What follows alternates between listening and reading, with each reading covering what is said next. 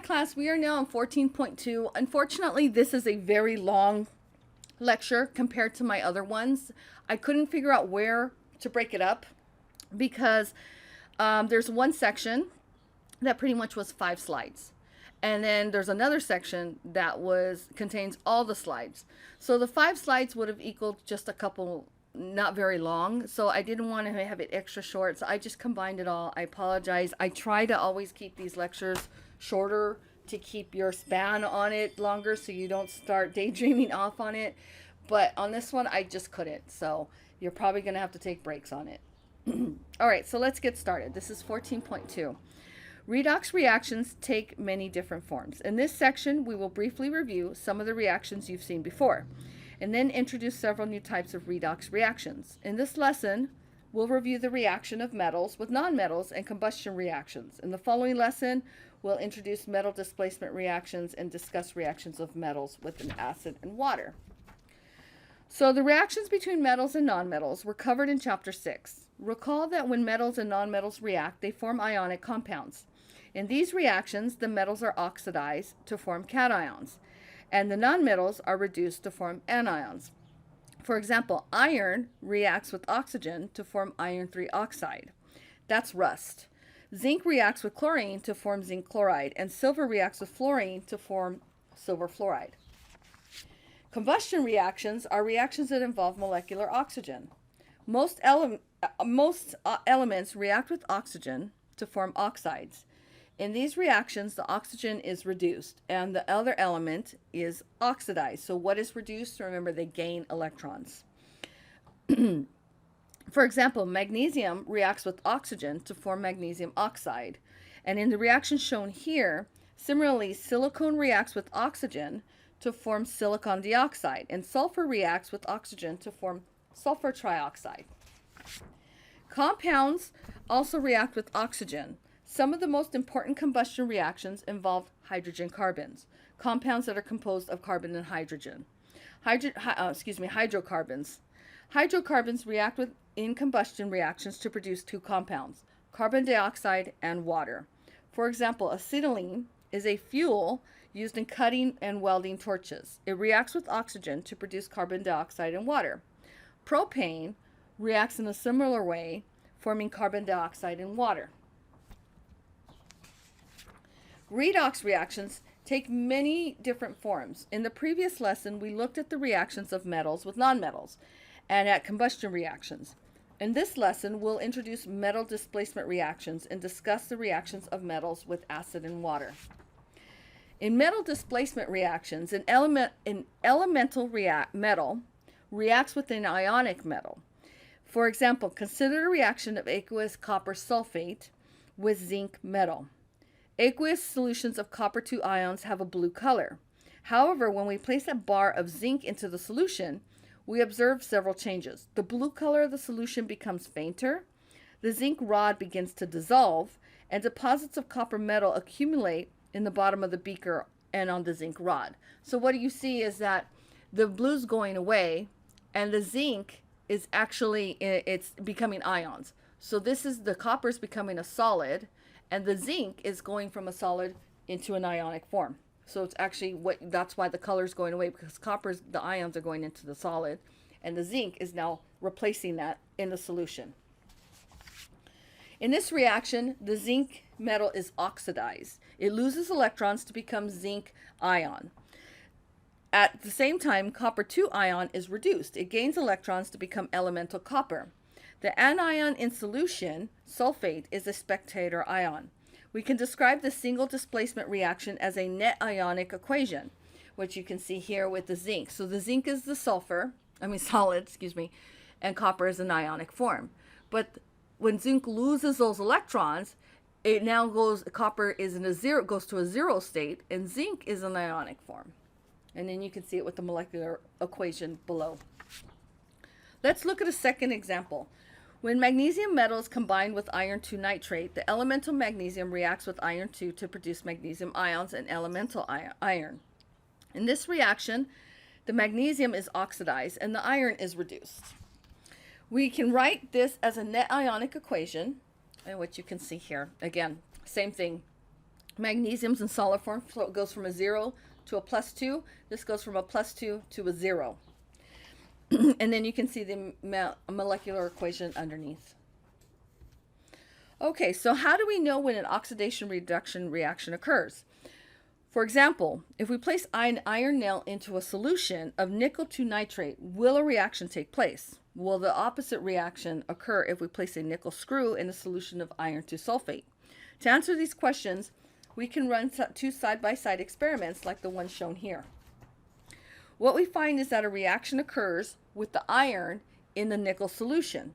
Notice the part of the nail that was in the solution has a dark nickel coating, but no reaction takes place if we place the nickel in the iron solution. So because of the profound importance of metals in so many applications, information about metal reactions like these are readily available.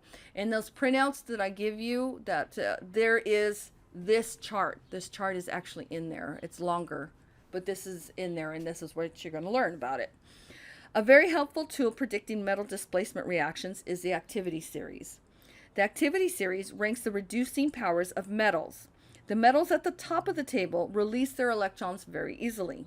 So you can see there's group 1, group 2 metals up here. Metals on the bottom of the series are the least reactive. It takes, I lost my place. Metals at the bottom of the series are the least reactive. It takes much more energy to remove electrons from these. So for example, let's compare the information on the activity series with our observations about the reactions of iron and nickel. Iron is higher on the activity series, so you can see iron's here. The nickel. This means that iron reduces nickel, but nickel does not reduce iron. So basically, it's a hierarchy. One is stronger than the other, and because it is, it can reduce one, but nickel's not going to be able to have a reaction to do the same to iron. So this hierarchy is going to affect what changes take place, if that makes sense. Okay, so let's take a look. The activity series is like a college football rankings. Higher ranking teams are expected to beat teams ranked lower on the list. Similarly, a metal higher on the activity series will reduce a cation that is lower on the series. The elements at the bottom of the list are the precious metals. Elements like gold and platinum are valued not just for their exquisite beauty, but for their durability. Unlike metals such as iron, which will oxidize rust over time, metals like gold and platinum retain their elemental form and beauty. Let's look at an example. Based on the activity series, which of the following metals will react with aqueous solution of nickel chloride? Gold, tin, or zinc? Write a balanced molecular equation for the reaction that occurs. So the question asks which element will react with nickel 2 chloride. That is, which will undergo an oxidation. Now understand what oxidation means, an oxidation reduction reaction with nickel. So let's first begin by locating nickel. So we can see that nickel's here, and we're being asked to look at gold, tin, and zinc. So we have gold, tin, and zinc. So zinc lies above the nickel on the activity series, while tin and gold lie below. Based on this, zinc is the only one of these elements that will react with nickel. So we can write a balanced equation. So we can write zinc as a solid, and then nickel chloride, and then it ends up being zinc is going to lose the electrons and become an ion, and then nickel is going to take those, it's going to be reduced down into solid form. Hopefully, this is where things get a little confusing, but as we try to do more, hopefully it starts connecting. Okay, so the fourth common type of reaction that metals undergo involve acids or waters. Most metals react with acid to produce metal cations and hydrogen gas. For example, zinc metal reacts with hydrochloric acid to produce zinc chloride and hydrogen gas. We could write this as a molecular equation or a net ionic equation. So you can see, remember, the net ionic is showing what's actually happened. Zinc is a solid, it oxidizes. Those electrons go to hydrogen and it ends up being reduced down into hydrogen gas, its elemental form. Similarly, magnesium reacts with nitric acid to produce magnesium nitrate and hydrogen gas. We can describe this reaction with a molecular equation or an ionic equation. So again, we look at it. Magnesium is oxidized because it loses its electrons. It goes from 0 to +2. Hydrogen goes from +1 to a 0, so it's reduced down. Okay, not all metals react with acid. The precious metals, silver, gold, and platinum, do not react with acid. Based on these observations, chemists have fit an H+, let's put an it says H+, into the activity series. The metals above H+, so what I'm showing is this right here, okay. The metals above H+ on the activity series react with acids. Those below it do not. So the most active metals react with water. These reactions are similar to the reactions with acid in that metal is oxidized to the cation while H+ is reduced to form hydrogen gas. For example, sodium reacts violently with water to produce sodium hydroxide and hydrogen gas. Similarly, potassium reacts violently to produce potassium hydroxide and hydrogen gas. Group 1 metals in general tend to react violently with water, and they get more violent as you go down the column. As a general rule, the alkaline metals react violently with water. I just said that. The alkaline earth metals also react with water, but the reactions take place more slowly. Some of the alkaline earth metals, like calcium, react slowly at room temperature. Others, like magnesium, require heating in order for the reaction to take place. Because of their extreme reactivity, sodium, potassium, and other alkaline metals must be carefully stored in such a way that they do not come into contact with moisture. Chemists frequently store these metals under oil to prevent exposure to water or to the air. This is very true. When I worked in a lab, I used to use sodium frequently, and that may look like it's water or solution, but that's actually oil. And when I used it, I had to be very careful that there was absolutely no water or moisture in contact with it at all, because it looks like that when it does. So even when I used to pull this out and have to cut it, it would cut like butter. I had to be very, very careful because it's extremely dangerous. Okay, so let's look at one more example. Will aluminum metal react with hydrochloric acid? If so, write a balanced molecular equation to describe it. So we see that aluminum, we see that aluminum is higher than the H+ on the activity series. So we know that this reaction is going to occur. So aluminum plus hydrogen forms aluminum chloride plus H2 gas. So aluminum forms a +3 cation, so the formula for aluminum chloride must be AlCl3. Finally, we add the coefficients to balance this equation. So what it's saying is that you take this equation and you plug that in. And then if you have a hard time understanding what's happening here, we're not looking at it this way. You want to reverse this one. So this is showing it, because it's all showing it in a certain reaction. So you see that it's being reduced down, it's oxidized. But if this is being oxidized, this is being reduced. So flip it. So how do you flip it? Well, you take the H2 as the product, because that's what's going to happen here. If you know that this one's getting oxidized, and then you can work balancing the equation.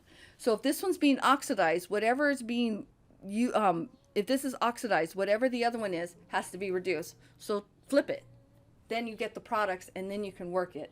I know that this is where things get really confusing, but take your time. The charts give you all the information. You just have to be comfortable to understand that whatever's here is being oxidized, whatever's below it's being reduced. Flip the reduced one, and then you can see. So here again, aluminum, there it is. And then you can take that and put on that side, and then you can balance and plug these in. So even if that's a hard time, just imagine, don't look at the electrons, get caught up on it. Just look at this to this. And then you can see what's going to happen to it. Then you flip these two, and you have the H here, and you have the H2.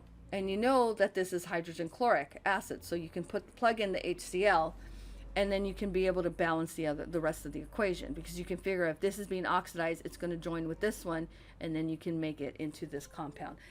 I know what I'm saying is probably not making a lot of sense at the moment, but if you can break this down and pull the information out, it's all there. You just have to be patient in knowing which one you're going to flip compared to the other one.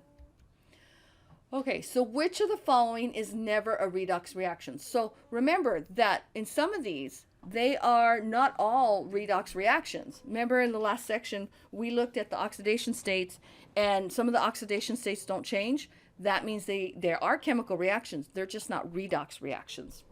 So in this case, it's a precipitation. A precipitation is never a redox reaction. When a metal reacts with oxygen, is O2 oxidized? Electrons are transferred from O2 to the metal. A liquid form, a double displacement reaction, the metal is oxidized. The metal is oxidized. So if you're looking back here, these are metals. So the metals are what's going to be oxidized, and whatever is joining it is going to be reduced. So these are the little things that hopefully help you understand. Okay, when a hydrocarbon is completely combusted, and combustion reactions tend to be redox reactions. In excess of oxygen, what products form? Remember, what are the products for a combustion reaction? Carbon dioxide and water vapor. Write the balanced equation for the combustion of liquid hexane. Use whole number coefficients reduced to the lowest terms. What is the coefficient of oxygen? So plug it in. It's a combustion reaction. It's a hydrocarbon in the presence of oxygen, and the products are always CO2 and water. And here's metal displacement reactions. Here's just to show you that the metal's being oxidized, the lower metal's being reduced. And this is one that you would, so this is the electrons are going away and electrons are going to the copper. So again, here's another one. We could see, if we looked at this one here, we could see that zinc, where's zinc? Zinc is here and copper's here. So that's where you would flip them. So hopefully that makes a little sense. I know this is very confusing in the beginning. It is for everybody. Based on the activity series, which of these metals will react with aqueous nickel chloride? So I'm just going to jump to the answers. Okay, so what do we have? We have nickel here, right? So we have barium above it. That's being oxidized. We have chromium above it. That's being oxidized. And we have aluminum above it. And that's being oxidized. So let's see what's below it. Tin is below it. Yep, that's not going to work. And then we have gold, which is down here, which really doesn't react. It can't take the place of anything here. Complete each metal displacement reaction. If no reaction occurs, write no reaction in the products. So let's jump through. So we have zinc and cobalt. That's what we're looking at. So in this case, we have zinc here that's going to be oxidized. Cobalt's below it, yes. So the zinc and cobalt will react. And then we have cobalt and zinc. So we have cobalt here and zinc, and we're asking for cobalt to be oxidized, which can't happen because zinc is higher. This reaction is going to occur. This one cannot occur. And then we have aluminum and chromium. So aluminum's up here and chromium's here. This is going to happen. This one cannot happen. Sorry. This one's going to happen, and it's going to be in contact with this one. So this can be oxidized. It can give its electrons to chromium. This one cannot. Cobalt cannot be oxidized and give it to zinc. This other way is not going to happen. Okay, so then we have molecular equation, and we have a net ionic equation of what's actually happening. Based on the activity series, which of these metals will react with aqueous hydrochloric acid? So we have zinc, we have aluminum, we have lead, copper, gold, and barium. So which ones do you think? It's going to be the four that are above it. So here we have hydrogen, and we have copper and gold below it, and then above it we have zinc will be oxidized, aluminum will be oxidized, lead will be oxidized, and barium will be oxidized. So these reactions will occur. And here is a reactivity of metals with acids. So the metals that will react violently with water is group alkaline. So if you see here, these all react with water or react with acid. Alkalines, we have will react with water or steam, react with acid, but not violently. The rest of them will not act violently. If you see precious metals that are on the bottom, they will not react with anything. Identify the reactant that will react with solid nickel. Okay, so nickel is here. Now, for this reaction to occur, for it to be oxidized, it's got to happen to have deal with something below it. So let's see, potassium's here. That's not going to happen. We have zinc here. That's not going to happen. We have silver, and silver is here. Barium is up here, and chromium is right here. So the only one, so for this actual reaction to occur of being oxidized, and this one would be flipped, it's got to be silver. Silver is the one that's going to happen to. Okay, which of the following metals react with water? Okay, so this one might be a little confusing because if we go off the chart, it's a little confusing because we can see that we have tin here, we have H plus here, right? But if we go, if you go on Google, you can even see that sometimes there's a water one on here. So we have tin, we have copper. Where's copper? Copper, copper, copper. Copper's here. Aluminum, magnesium, and iron. But this is not the whole story. Unfortunately, to add more confusion is, remember this list? Precious metals do not react with water. And what's on there? Copper. So copper's out. The next one we have on our list is iron. Iron also doesn't react with water. Iron's out. And then out of the list that's on here, it's actually going to be magnesium. Magnesium's the one that's going to react with water. So some of these are a little confusing. I will do my best to avoid a problem like this, so you can only go off the chart itself. I personally don't like this problem. I probably should have taken it out. But I wanted you guys to refer to the chart. I'm not going to pick problems that are this. I want something that's strictly off of the chart, if you have to read the chart and not second guessing anything else. So there's that. How many of these metals will react with nitrous acid? So in this case, there are 3. And the 3 would be zinc, barium, and cobalt on here. Yeah, I'm going to try to avoid ones that are really kind of a little ambiguous like this. What gas is formed when magnesium reacts with hydrochloric acid? And if you look at the chart, you should be able to see what's going to be produced, because metals in the presence of hydrochloric acid tend to produce hydrogen gas as a product. When sodium metals react with water, how many electrons are transferred per mole of water? So 2 moles, per mole of water, and that's going to be 2. 2 electrons are transferred per mole of